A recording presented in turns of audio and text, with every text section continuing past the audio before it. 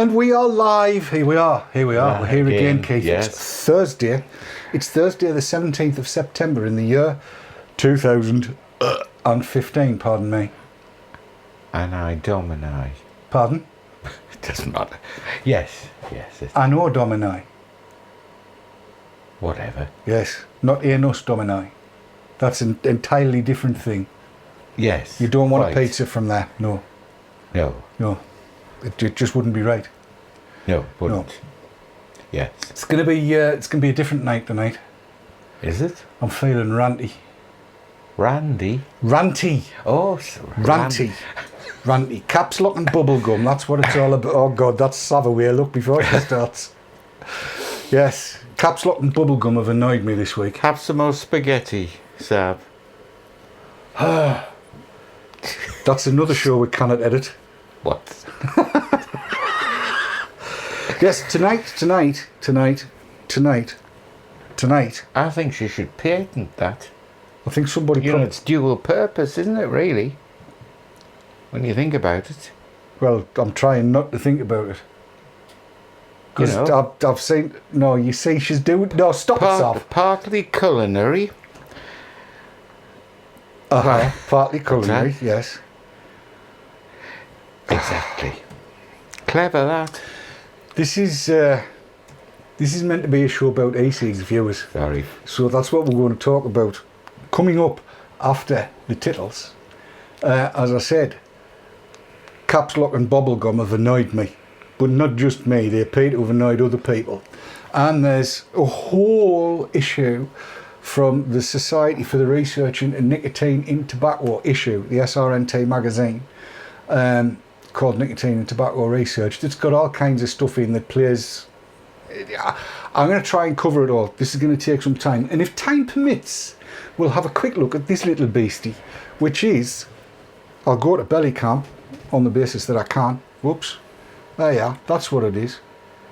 I think it's a VI 200. I think... Oh no, I can see now. I can now see that it's VT. Yes. Looks very sophisticated, doesn't it? It does a bit, doesn't it? It's nice, that. So we might have, if we get a chance, we'll have a look at that and we'll have a bit talk about that a bit later on. But before we do that, I want to cover all kinds of other stuff because there's all kinds of stuff happening. The brown sticky stuff has hit the worry thing. Has it? It has, big style. Big style. I think they were trying to time everything with this fella Corbyn getting in as leader, you know. Right. Aye, well. Made a cock of that, didn't they? Right. Jeremy. Yes, the one who had an affair with Diane Abbott. Well, we've just heard that tonight, I haven't mean, we? seriously, honestly, why would you? I mean, I'm not saying anything against either of them, but, when you look at the long and short of it... Yes. Right, so... There's going to be all kinds getting said tonight, but that comes after the titles, which we are going to play now. So, hello. Hello. Good evening. Good evening. And welcome to... I'm not going to laugh. Stop it, Saf. And welcome to the Haze Hour. The Haze Hour. Oh, God.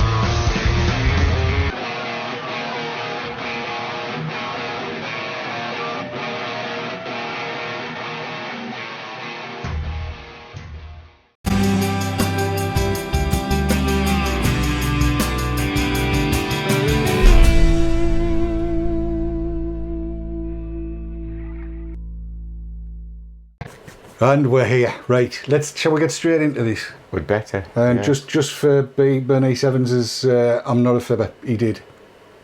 Apparently, it's common knowledge between wife 1 and 2. Hey? Well, that's just put a picture in my head I don't want. Right. How up are you on what happens in academic research, and you know what, or do you just know what you say in the papers? Just what I hear on the telly and see in the papers, yes. I'm not into academic research. Do you read the the Telegraph? No. Ah. Well, this was the first one that pulled it up, right? It says here, go away, Periscope. Scientists and health officials at war over safety of e-cigarettes. A report by Public Health England, which advised smokers to begin vaping, was flawed and not based on reliable evidence, health experts have warned. This is in the Telegraph, by Sarah Napton, who is the science editor, right? I've heard of her. Have you? Yeah. Yeah. Well, it says a row's broken out between public health officials and scientists over whether e-cigarettes are safe. In August, PHE issued a report concluding that e-cigarettes were 95% less harmful than conventional tobacco and urged Britain's 8 million smokers to start vaping. I am just going to press the zero there. Did you notice that figure? 8 million smokers. Yes. In 2009, there was 10.5, nearly 11 million smokers. Right? Between 2009 and 2015, the number of smokers has dropped down to 8 million. Do you know why? Yeah. Damn. E-cigs, that's why. She doesn't acknowledge that, but never mind. Let us carry on for a little while. If I can remember which number I want. That one. There we go. Writing in the BMJ, Professor Martin McKee and Professor Simon Capewell, that's Bobblegom and Capslock, said there was no reliable evidence to show that e-cigarettes were safe or that they did not provide a gateway to smoking for youngsters. The debate is far from over and questions remain about their benefits and harms, said Professor Martin McKay and Professor Simon Capewell. And it goes on and on and on and on and on. Now, if you get to the comments on this, it's worthwhile looking at it. Here's one from Fergus Mason, right?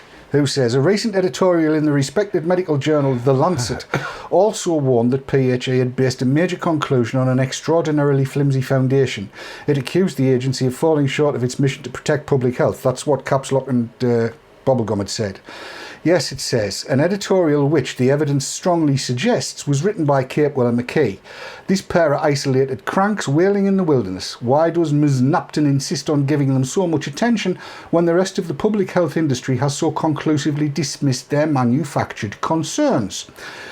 Which leads me on to where it actually started, and here it is in the BMJ itself. It says, Public Health England recently endorsed the use of e-cigarettes as an aid to quitting smoking. Martin McKay and Simon Capewell questioned the evidence on safety and efficacy underpinning the recommendations. I'm not going to read all the way through it because, as you can see by the scrolling that is occurring, it goes on and on and on and on forever. And their key messages are: Public Health England's endorsement of the safety and efficacy of e-cigarettes is based on uncertain evidence. The quality of evidence that e-cigarettes help smokers to quit is weak. Recent evidence questions the conclusion that e-cigarettes are not a gateway to smoking. Until better evidence is available, public health strategy should follow the precautionary principle. And back out we come. This went live. It was supposed to have gone live at midnight on Tuesday. But the BMJ, in its infinite wisdom, decided to release it, I think, around about 4 or 5 o'clock or 6 o'clock. Certainly I found it and I tweeted it. I'll be honest, I got a little bit of a nudge from somebody that knew it had gone live. Perhaps they'd pressed the button, I don't know.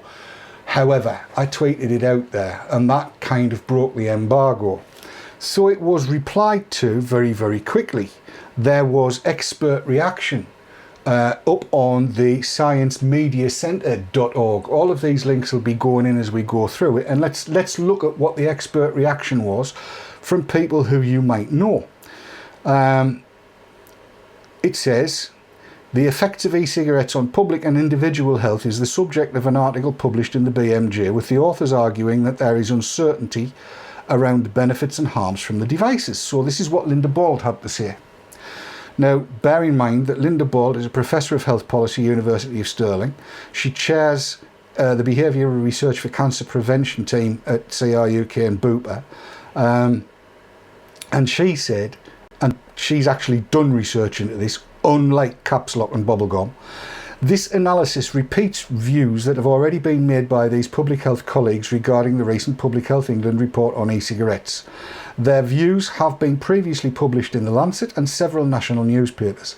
Their arguments against the PHE report and related evidence can easily be critiqued. Whether intentional or not, instead of promoting public health, the very considerable influence and energy of these colleagues is discrediting the work of leading nicotine and tobacco researchers who authored the PHE report. This approach merely plays into the hands of the tobacco industry, who will be delighted to see this latest example of public health infighting. Meanwhile, smokers whose lives could be saved by switching to e-cigarettes, a less harmful alternative to tobacco, will be deterred from doing so by this latest attempt to create confusion. As leading clinicians, I would like to see McKee and Capewell focusing on how to prevent premature death and disease. In my opinion, this analysis will just confuse members of the public and not serve them. Let's go on a little further with that. Nicely put. Yeah. We'll wait till you hear what Professor Robert West had to say. The PHE report was produced in an attempt to pull together the available evidence and clarify some misunderstandings that had been created by widespread dissemination of incorrect reading of the available data. Unfortunately, the BMJ analysis piece, by public health figures who had been involved in the original misunderstandings, will probably confuse the public and policymakers and further undermine the credibility of public health science. This topic requires careful, reflective analysis and research, not propaganda. And then we get this, and this is my favourite of the three, from Professor Paul Aveyard, Professor of Behavioural Medicine, the University of Oxford. Right, now, that's Oxford University, the University of Oxford. Like Oxford and Cambridge, the top two universities in the world. That's where Paul Aveyard is, right? So let's see what he had to say. In my opinion, McKee and Capewell appear unable to see the forest for the trees. While they pick individual studies, the totality of evidence is clear. We have many years of scientific understanding to draw on that tells us about the safety of nicotine and its effectiveness in helping people quit smoking. Electronic cigarettes are devices to deliver the nicotine that people who smoke need without the harmful constituents of cigarettes. Electronic cigarettes themselves are new, but the science they draw on is well established, and I want to come back to that. The key facts are that electronic cigarettes have become much the most popular way to help people stop smoking. During this same period, smoking prevalence has fallen, while the success rate of quit attempts has risen. Reassuringly, the prevalence of smoking in young people is at an all-time low. McKee and Capewell invoke the precautionary principle to suggest greater restrictions on electronic cigarettes.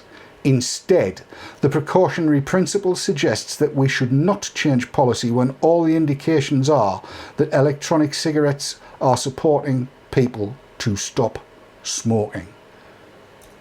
And that's from Oxford University. Now, I'm not normally one to kind of call on higher powers and stuff like that, but that's the centre of academia in the UK.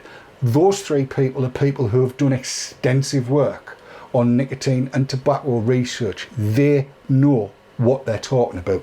There's more to come on this though, but what do you make of that so far? Good. I was just reflecting on those two names. It sounds a bit like a music hall act, doesn't it? When you hear the names sort of spoken together. What, Capewell and McKee? Yeah. Capslock and Bobblegom? Yeah. Yeah. Yes. It's a worrying situation. Trevor G said, I think their mums were given the wrong bits, the wrong kids. Yeah, they should be ashamed of the SH1T that they're peddling.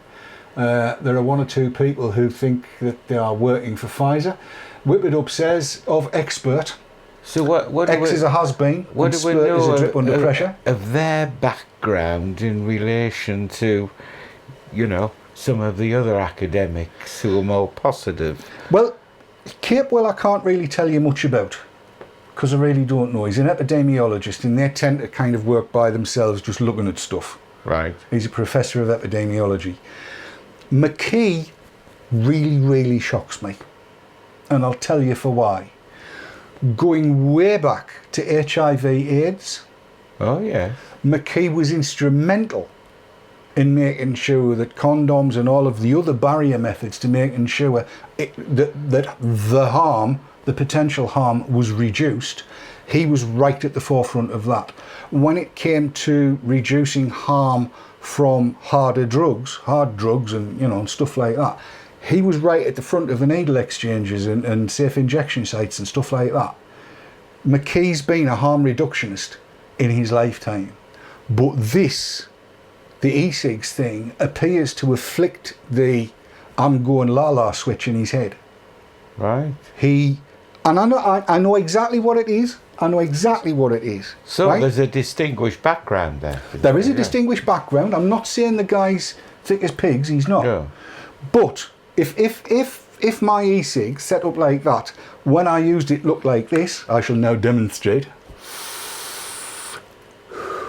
He'd be happy as a pig in clots. Yes. Because as far as he's concerned, it doesn't look like anything. But the minute you do this, oh, that wasn't very good. That's what he doesn't like. That is what he doesn't like. He doesn't like the fact that people like you, me, everybody watching Sav, everybody on the VTTV team, he hates the idea that we'll pick something like that up and enjoy it. He just doesn't like it. Why? I don't know. It's an irrational fear of vapour. Shall we press on a little bit with where it says, oh, hang on. Max Drum says, epidemiology is the science that studies the patterns, causes and effects of health and disease conditions in defined populations. It is the cornerstone of public health and shapes policy decisions and evidence-based practice by identifying risk factors for disease and targets for preventive healthcare. I'm going to say Google is your friend. I'm pretty sure that's come off a website somewhere. Mark Shaw has said, speaking of McKee, that in his opinion, it's because vapors never went to him cap in hand, unlike the AIDS activists and drug addicts. We already had the solution. That's actually right. It's been said by a number of academics that one of the reasons that certain quarters of the public health organisations are opposed to e-cigs because they didn't invent them. They're not in control of them. They do not decide who gets them and who doesn't, where they're used, how they're used, who makes them, what makes them, who licenses them, who okays them. Because they're not in control, they don't like it. And you're going to see examples of that as well. Ian Green has said their issue is funding, isn't it? Frightened of losing it. There is also, I feel, a large part of that. Russell Ord has said epidemiology is manipulating data to suit your own agenda. Yes, I would think that Mr. Capewell is probably an epidemiologist, and Capslock should know better. Where are we? Oh, it was Wikipedia. Max Drum. Well, I said it was a website. Wikipedia is a website, isn't it? As far as I know. Yeah, I'm pretty sure it is. Right, where are we at? Oh, Jody Vapor said, I'm getting a bit bored of vaping. Well, lung hitting, I might start injecting. Hey, if it works. Anyway, right, let's do this timeline thing. So, Tuesday evening, although it wasn't supposed to go out until midnight, the BMJ released it early. Anne McNeil had replied by this time, all right? Because I think people knew this was coming. I certainly did, because I'd got the press release, because that's what journalists do. So we've seen that the paper's picked it up and what have you, but at the same time, a very large public health body, Public Health England, knew this was coming. Now, for those of you who are not aware, both McKee and Capewell are members of the Faculty of Public Health. Indeed, Capewell is the Vice President of Policy at the Faculty of Public Health, and McKee is standing in line waiting until John Ashton pops his clogs or gets fired or resigns or goes away so that he can take over as the boss, although at the moment he's the president of EUPHA, EUPHA, who we can rely on for absolutely nothing. So this next bit is very, very interesting. There was a statement made by PHE, and it goes thusly. It says e-cigarettes, an emerging public health consensus. A joint statement on e-cigarettes by Public Health England and other UK public health organisations. And I'm going to read this. We all agree that e-cigarettes are significantly less harmful than smoking. 1 in 2 lifelong smokers dies from their addiction. All of the evidence suggests that the health risks proposed by e-cigarettes are relatively small by comparison, but we must continue to study the long-term effects.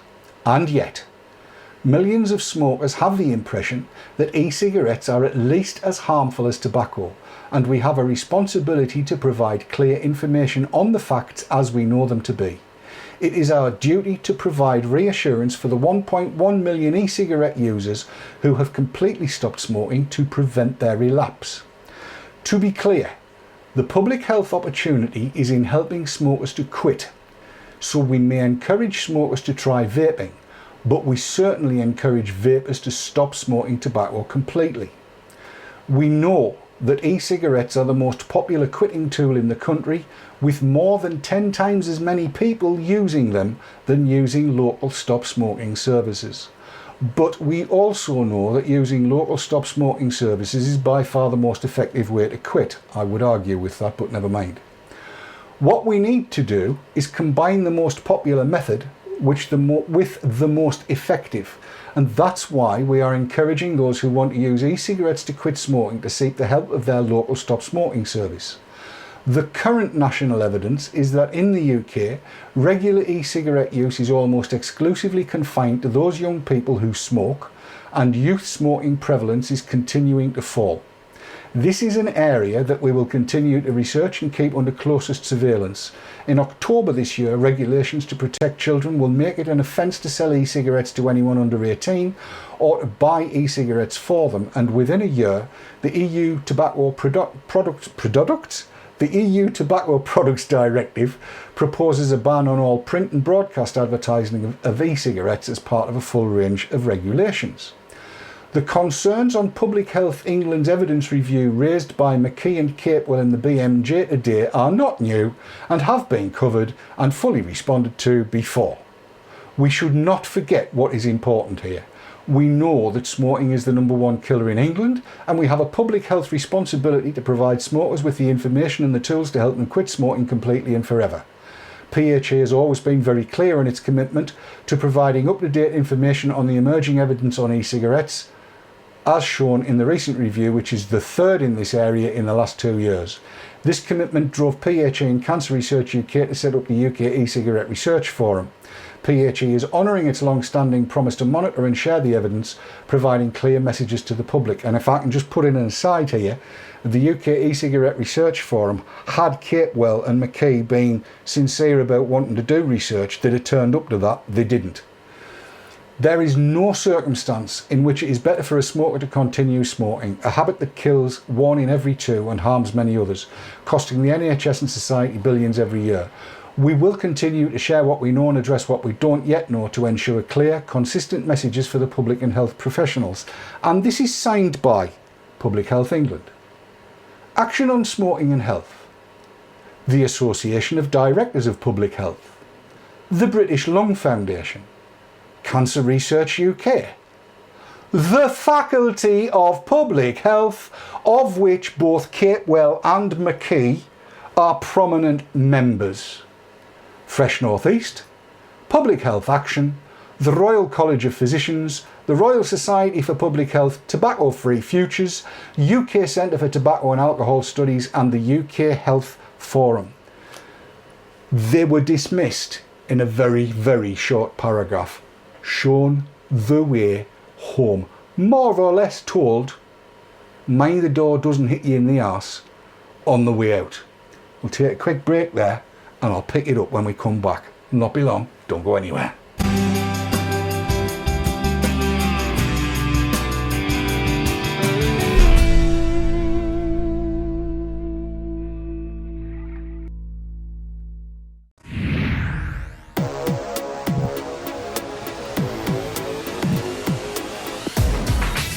often imitated, never duplicated. Award-winning service and products from cloud9vaping.co.uk.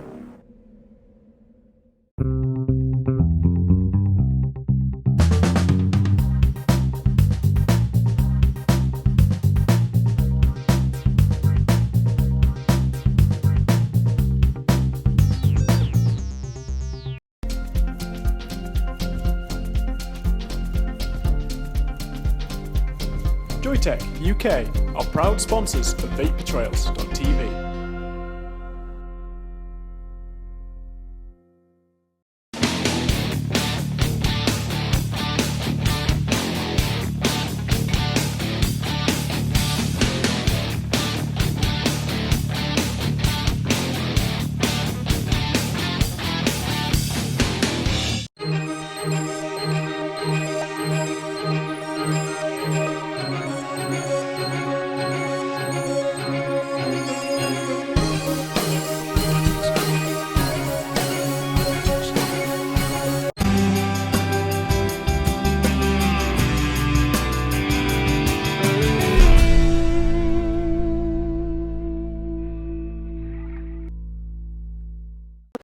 And we're back in the room. Back in the room. Thank you for joining us. It's lovely to be here.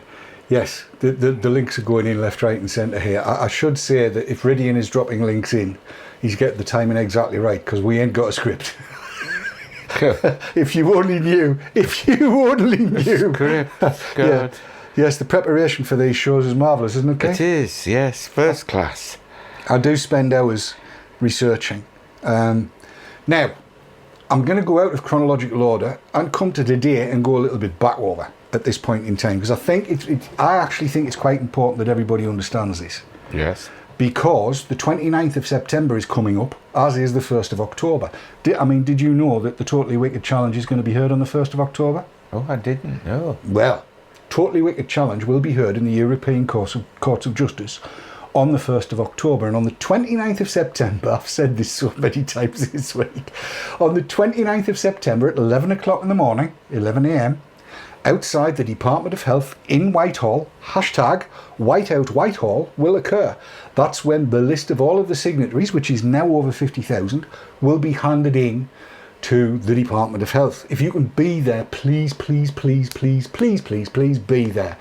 Take your cameras, take your iPhones, take everything with you. Film stuff as it's happening. We'll find some way of getting it all conglomerated and we'll do a film about it afterwards. There's going to be telecameras there, I understand. There's going to be all kinds happening. And I say that as a kind of an introduction as to who the latest reply to Capewell and McKee in the BMJ was. And that was one Katie Knight. Have a listen. I'm going to go through these in reverse order. I'll keep dodging in and out, and I might be missing bits out. You'll see the bits I don't think are all that important. Right.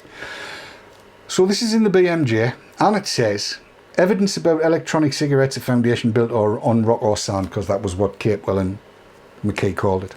It says the ongoing public debate between the authors of the recent independent expert evidence review published by PHE and a range of other public health professionals is doing serious damage to vapers' smokers' confidence in e-cigarettes, particularly when one reads the reporting of this debate in the national press. At the heart of this debate is not whether or not vaping is less harmful than smoking, but how much less harmful and the methodology behind one specific figure. This debate is an internal debate amongst public health professionals. However, these professionals are having that debate in public. Consequently, it's being picked up and misrepresented by the national media. Ain't that the truth? Yeah. This cannot be good, and all those who genuinely care about public health should reflect on this. There is an agreement between all involved in this debate that vaping is significantly less harmful than smoking, and that there is never a situation where it's better to smoke than it is to vape. This should be the simple message behind which everyone in public health can unite to give vapers the confidence to continue vaping and smokers the confidence to switch. Debates about the exact degree of reduced harm should be conducted away from the glare of the media so that they cannot be misrepresented by the media or used to undermine confidence in vaping. Yours faithfully, Katie Knight, Campaign Manager, Save e-cigs. Then we get, this is a piece from Nicola J. Gray, who, right, let me just say first, look, over here, I don't know whether it'll, if I press on, does it show? No. Click to like, Katie gets 26. Now Nicola J. Grays has been up longer than that. She's an independent pharmacist. She has no clicks to like for the simple reason that she's parroting what Capewell and McKee said. I'm not going to read it because it's rubbish. You can read it for yourself if you want to. Then we have Konstantinos Farsalinos, who has had 45 likes. And again, let me skip through this. It says, although such comments can be constructive and substantial, repeatedly using conflicts of interest as the main argument is creating a few problems. 1. It's counterproductive and a sign of weakness. Most of the criticism is not at all related to the methodology, scientific findings and presentation or interpretation of the data. It adds nothing to the scientific debate. It only focuses on conflicts that supposedly influence the results, and so on. It represents an attempt for selective censorship. Let's go down here. McKee and Capewell challenged the efficacy of e-cigarettes as smoking substitutes, citing a recent Cochrane review report. E-cigarettes are not used as therapeutic products. They provide pleasure to the user and substitute one behavioural habit with another, smoking, with e-cigarette use. The large selection of products serves the increased demand of the adult users to satisfy their personal preferences and need. Randomised studies which flatten personal preference by providing a single product to all participants are not expected to present the true potential of e-cigarettes as smoking substitutes. Such studies should either be avoided or performed in an unconventional manner, for example, allowing participants to make their choice through a large list of different products, and so on and so on and so forth. McKee and Capewell suggest the application of the precautionary principle in e-cigarettes since they can hardly be considered harmless, in quotes. To set things straight, no scientist has ever suggested that e-cigarettes are absolutely harmless, in the same way that medications and many daily consumer products, food products and environmental air are not absolutely harmless. A classic example showing the vagueness of the term harmless or absolutely safe, which is also commonly used, is regulation about water. According to the US Environmental Protection Agency, water may contain more than 80 toxic, carcinogenic and radioactive contaminants. However, it is considered safe as long as those compounds are present in low levels. Application of the precautionary principle is justified on the basis of threats of serious and irreversible damage, even when there is lack of full scientific certainty about this damage. There's been a lot of criticism about the precautionary principle, but in any case, the application is justified only where there is at least some evidence of risk or harm. There is currently no evidence that non-smoking adults and youth are using e-cigs regularly or that they have become a gateway to smoking. Instead, we are witnessing a continuous decline on smoking rates, and so on and so on. So that was Dr. Farsalinos. This is well worth a read. If you're having a bad day, just go and read it. Stephen Black, you may well know. He's a data scientist, and you might find out who he is when we get to the bottom. Basically, what he's saying here is there's plenty of room for debate about what the evidence says about safety and what it implies about policy, but the debate we are actually having isn't about the evidence at all, as McKee and Capewell's response demonstrates. It's about which ideological position you start with. I mean, if we had 4 hours, I'd go through the lot of this, I really would. That is a really, really good read. The guy's a vapor and he's a former smoker. Then we have David Nutt. Now, David Nutt did the study with 12 participants, 12 people, 12 experts sitting around the table, did the study that Capewell and McKee have been arguing against all of this time. And I'm just kind of going to get into that very quickly. The justification both commentaries use for this claim is not the data we reported, but the fact that a few of the experts in our group of 12 had declared potential conflicts of interest in relation to tobacco harm reduction products.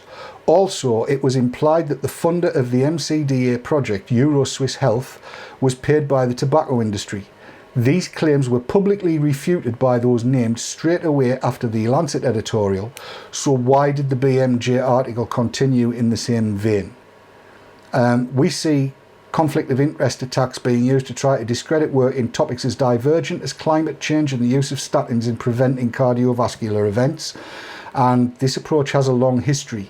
The seminal study of the transmission of cholera through infected water by John Snow was, in 1855, attacked by the Lancet on the grounds that it supported firms who had previously been blamed for causing this infection, e.g. tanners, and it took them over 100 years to admit they were wrong.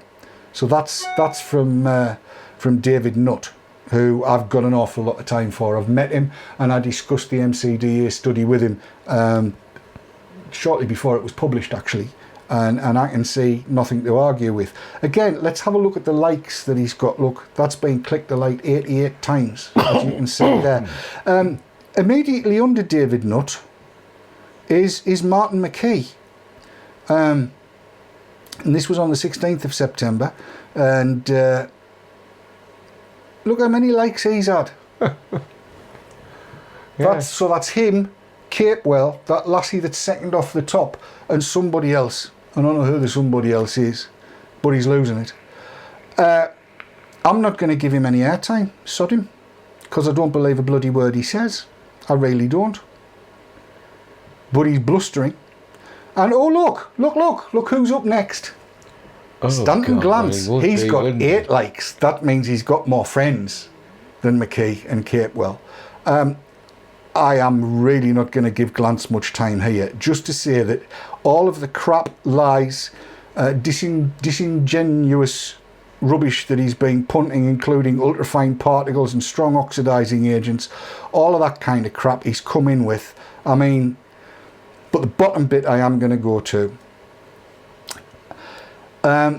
Sarah Calcaran and I, he says, recently published modelling the health effects of expanding e-cigarette sales in the United States and United Kingdom, a Monte Carlo analysis in JAMA Internal Medicine that evaluated the likely health impact of expanding the e-cigarette market on public health over a wide range of possible and at this time unknown long-term health risks associated with e-cigarettes. Now, before we go any further at all, I bought a new suit last weekend and I have no idea what its long-term health effects are going to be.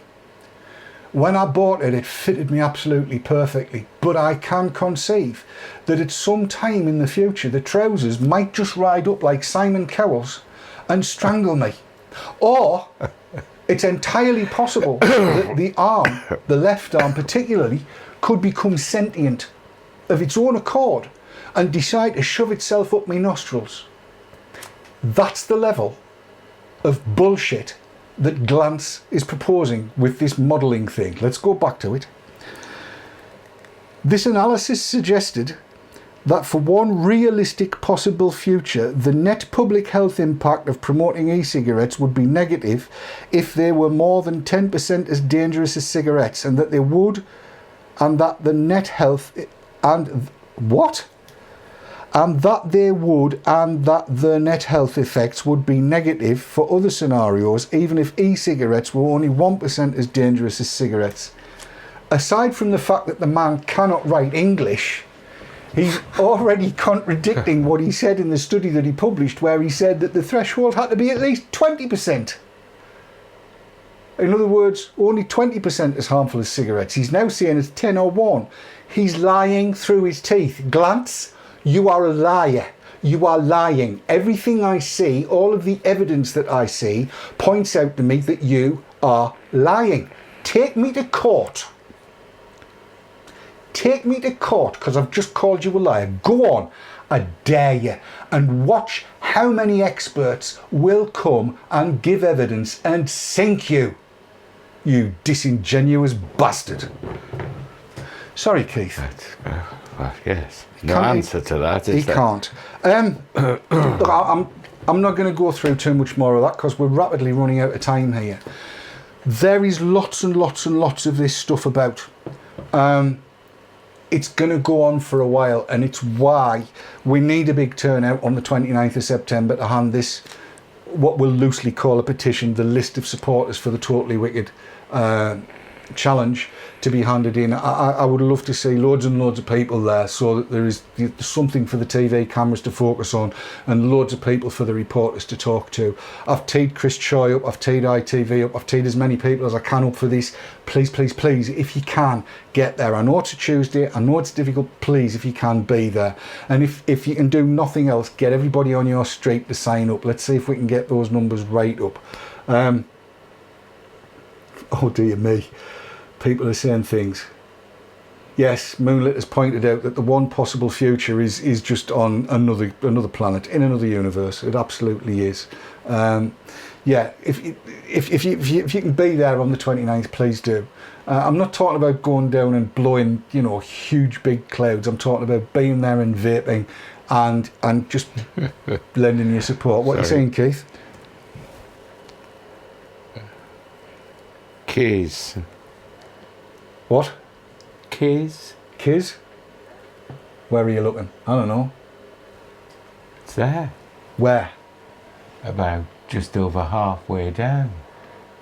Boiling DD's water. Oh, right. Yes. Oh, you could have read it out because I can't say that. It's too close for me glasses. Yes, but it does. That man does actually cause my urine to hit the point at which steam comes off at a vast rate of knots. You could run the Nigel Gresley off the level of temperature he gets my urine to. He really, you absolutely could, because he's a complete toss pocket. Utterly is. And I really do want him to take me to court. I would love it. I would absolutely love it. Aside from anything else, by the time we'd finished, the damages that I would get on him and the costs after he'd lost, because travelling first class to the States, you know.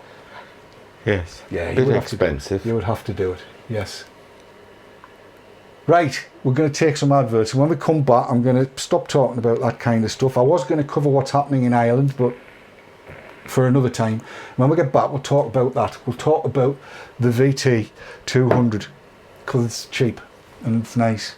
Yes, you can have a look at it, but you won't take it away with you because it's no good for you. Second lot of adverts, don't go anywhere. Back in 2 or less, actually.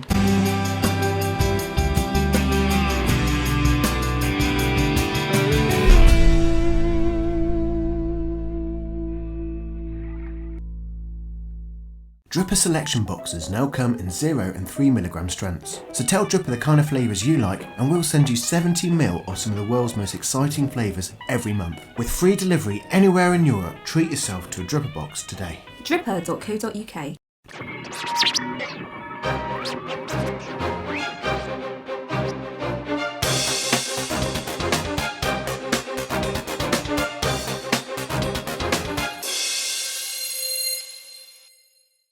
LP Vape, UK purveyor of e-cigarettes and e-liquids.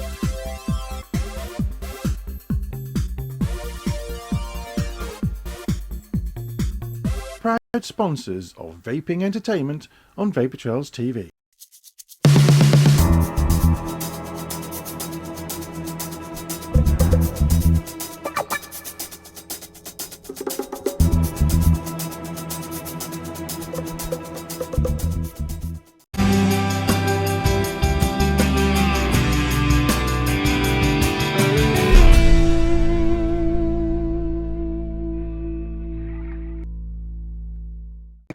And we are back in the room. Now, if I got a bit serious there and I wasn't my usual jovial self, please do forgive me for that. But this week has been somewhat trying in terms of that idiot Capewell and that other idiot McKee being joined by the real idiot from the States. And it's just, it got me goat.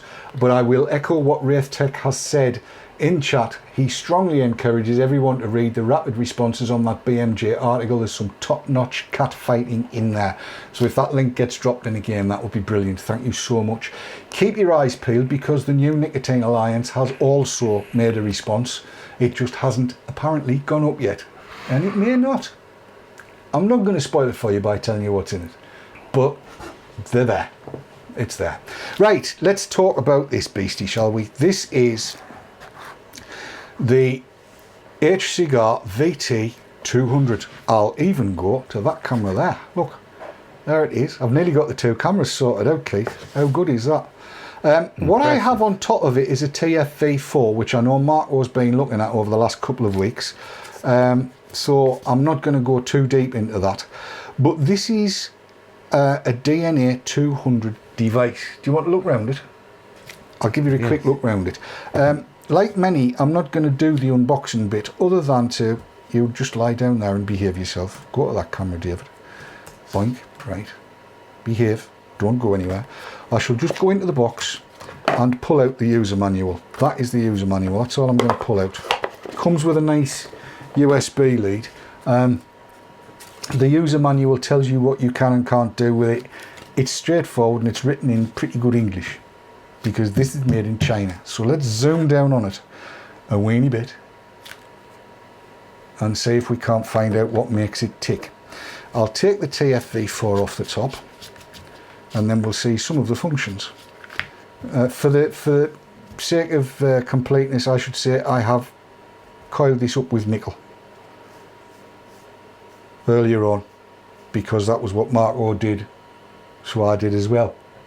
Fine. Right, so here we have it, the VT200, and it's taken me this long to see that says VT there. You've got to look at the V and the T as being black because all I could see was a white eye before the 200. Right, yes. Yeah, right. So on the top then, fire button, as you would expect. It wants me to check the atomizer, and you'll note I've managed to get it all the right way around. Up, down. Easy. 5 clicks on, 5 clicks off.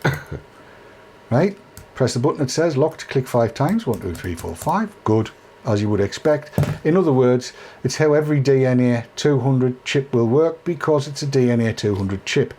Charging point there. Takes a standard USB and there's little airy holes all over the place. Now we go to the top. And on the top you will see what I think this is a lovely 510 connector, and I'm going to try and get a little bit closer down onto it to see if I can show you this, because I think it's a bit clever. The whole of that is contact. You will be able to see underneath it, just if I need a pointy thing. Get a pointy thing, David. If you have a look down there, you can see, can you? I don't know whether you can see the insulation. It's kind of separated off from it, and it is spring loaded. And then how? Can you see how much that's moving? There you are. I use the thinner end, you'll see how much it moves. It's got a long way to go. A long way to go, so that's pretty damn good. There's a good separation there. That's it. There are no doors to open. There's nothing you can do without a screwdriver, and you need what is it? Looks like Torx screwdrivers. It doesn't come to bits. The battery's built in, and according to everything I have read, where is it? Just confirm you're getting it right in the specifications. Come on, David. It's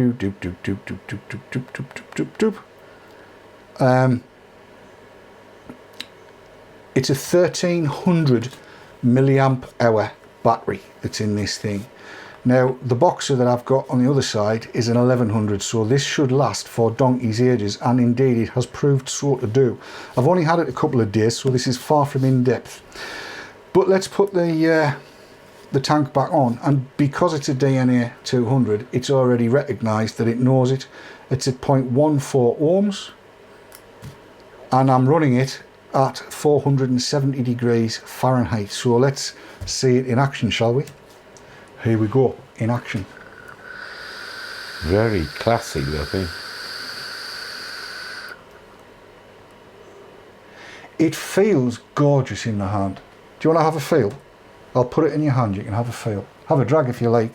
It's only set to 25 watts. Seems to be all it needs in that. Really classy. Yes. It's got a lovely feel to it. It has. Lovely feel to it. I've seen 2 prices on it. It's airy. Just breathe in. It's only 6 milligram. Yeah? Easy on the draw. Yeah, very, very easy on the draw, it will be. Just breathe in through your mouth. There you go. Look at this. Cloud chasing. clout chasing, Nice Keith. that. Yes. It does. It feels really nice in the hand. I do like the way it works in the hand. Do I need to sellotape or gaffer tape your top? No, not that's at all all. right. Honest as usual. I've run all kinds of various different devices on this thing over the last couple of days since it landed, and I've got to say it's handling everything. I like the feel in the hand.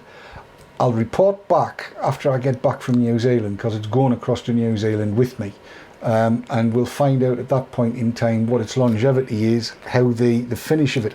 The finish of it, I've got to try and show you.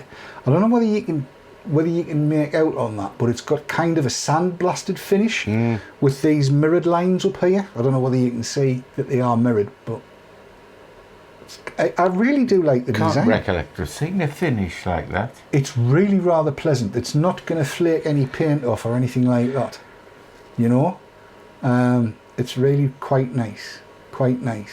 While we're talking about the DNA 200s, let's bring the boxer in that I've been using. And here it is. Now, I got the white one, and the reason I got the white one was because it was the only ones that were there. And I know you don't like the build quality, and I know you don't like the look of it. It is attracting the muck, something chronic, off my mucky fingers. That's kind of juice stainy. And occasionally, I'll turn that way up. Occasionally, I'm finding this happening. That the display gets itself in its knickers in a twist. Now, that's got to be something to do with the board that's in there. It may be the way that it's installed. It may be the connections that are in there. I'm not sure what it is. So does the case clean up? Because as you say, it looks... I haven't really tried. Hang on. I'll do the usual routine and get a close there. Go on to close you up, you can, might as well. Little bit of spit, like your mum used to do. No. I suspected it wouldn't.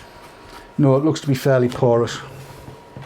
To come back to that distortion on the display, it doesn't affect how it works. It's fine, and when the display goes off and comes back on again, it's fine. The thing's working properly. But yeah, it would be nice if that was working. I have to say that I've not seen similar such things with the display on this. This is just doing what it's meant to do. It's charging overnight. I've updated it using the e-cigs software. It was fully up to date with its firmware. I just put the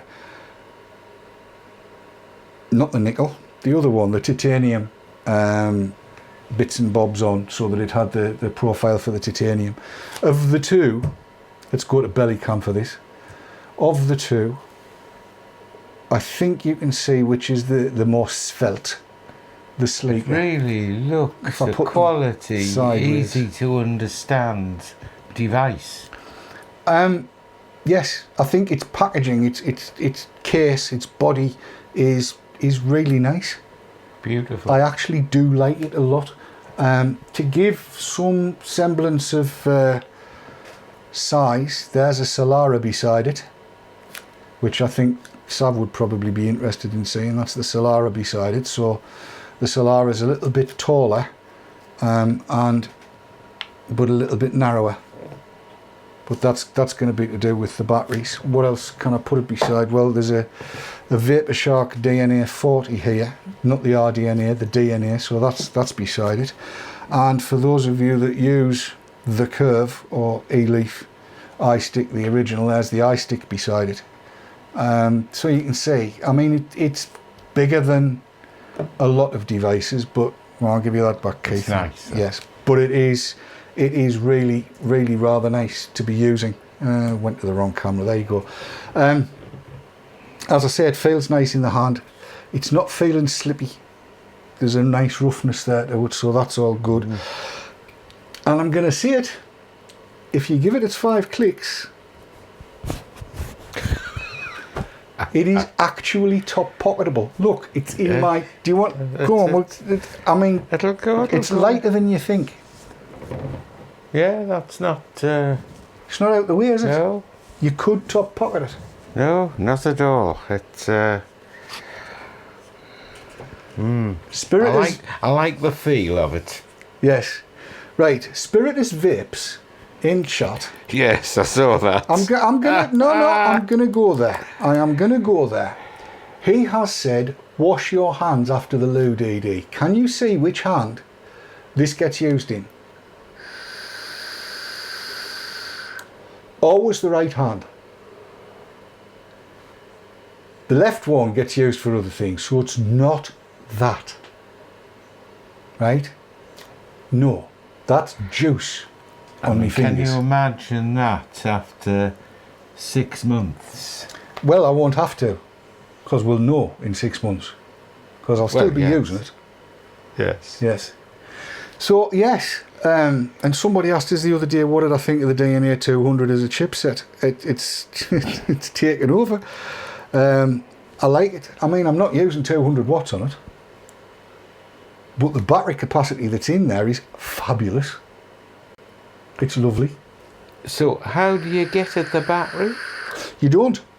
I thought that's what you said. There's no need. It's a 3-cell lithium polymer battery pack that's in there, 1300 milliamp hours, Right. and it just lasts and lasts and lasts. It's lasting me all day with a nickel coil in. So that has just come out, has it? Only just become available. 119 of Her Majesty's Golden Beer tokens. A full 40 quid cheaper than that one. How much was that? That was 159. You got me into so much trouble last week when I said out loud how much it was. How's that? Because Jill heard. Oh, I'm sorry about that. That's alright, don't worry, doesn't matter. We had to I make didn't up realise afterwards. it cost that. Hey? I'd forgotten that it cost that, Yeah, no, or that's missed what you said. That you can pick up for 119 or 109 in some places pounds. And I really do like it. I think it's very, very nice. And I'm sure that, you know, my other colleagues will go into more detail on it, but time eludes us tonight because it's been a very, very busy week. Next week, you're not with us, are you? No, I'm away. Keith's away next week, but I will have a guest in his stead. Oh, right. Competition. Ah. Well, let's put it like this. This guest has got a lot more hair than you. Right. She's younger than you. Oh, is she? Right. She is younger than you. Right. She's That wouldn't take much doing. no. But, she's better looking than you. that wouldn't take much doing. That doesn't either. take a lot of doing either. And she's a Kiwi. Oh, right. So next week I will be joined, should everything go according to plan, by Dr. Mario Glover, who is fighting like hell for e-cigs in New Zealand. So we'll be having a natter about what's going to be happening when I go over there, because I'm not going there for a holiday, I'm going there to work. Well, and have a bit of a holiday as well. Visiting vape shops and all kinds of other stuff. So tune in next week to see Dr. Mario Glover from New Zealand on the show. She'll be coming in via Skype. How the hell I'm going to make it work, I don't know, but I will. And it will be all good. It'll be superb stuff. Keith is away playing with your organ, aren't you? Or are you playing with somebody else's organ next week? No, nothing to do with organs next week. Is it not? No. Oh, I thought you went out to play with your organ, no? No, not next week. No, Okay, relaxing. You're relaxing. Oh, yes, of course. Jolly Bobs. Pardon? Jolly Bobs. Holidays. Oh, right. Yes. Yes. Holidays. And then, of course, we're off, aren't we? Well, yes, there might be a show from New Zealand, but we don't know yet. We'll see how So that it's probably goes. 4 or 5 weeks. Well, before, it will be yes. before you get seen again. I know. So, Ah, Lal, hang on, Lal. There you are. Go on, What? blow her a kiss. Blow her a kiss into that Yeah. camera over there. Go on, say. There you are, Lal. Just for you. I don't know why, but if that's what Oh, I just she's- do as I'm told. Oh, she's desperate for your body. Oh, God. She is. Yes. She'll be all over you like a rash. Yes. Yes. Right, that's it. We have come to the end of our allotted time, believe it or not. I'm determined I'm going to finish bang on 10 o'clock. I absolutely am. Anything else I need to cover, Sav? There you are. See that? I've got permission to finish. It's all good. Until we see you next week, don't forget the legal challenge. 29th of September, if you can be there, or be an oblate spheroid. It would be great. If you could, that'll be fabulous. Just keep on keeping on. And we're going to change the outro tonight. Are we? Yes. I'll leave it in your hands. So until we see you next time, from all of us here. Vape on, vape hard, and let's get together and grind those bastards down. Till we see you next time on the flip side. From Keith, Sav, me, everybody here at Vapor Trails, take care of each other. Good night. Be good to each other and enjoy. Night. Bye bye.